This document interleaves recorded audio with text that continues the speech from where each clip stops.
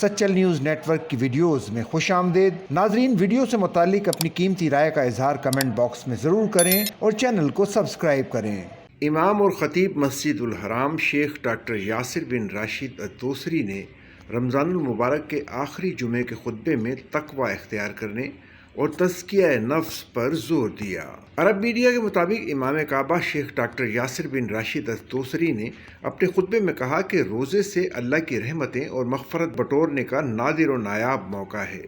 انہوں نے کہا کہ ہر مسلمان کو اس ماہ روزے رکھ کر اللہ کی رحمت اور مغفرت طلب کرنا چاہیے۔ امام کعبہ نے خیرات اور صدقات کی اہمیت پر زور دیتے ہوئے کہا کہ مستحقین میں خوراک کی تقسیم اللہ کی خوشنودی اور قربت کا ذریعہ بنتی ہے۔ شیخ ڈاکٹر یاسر بن راشد نے کہا کہ ماہ رمضان کے آخری ایام میں عبادت میں مشغول ہونا دعاؤں کی قبولیت کی سیڑھی ہے۔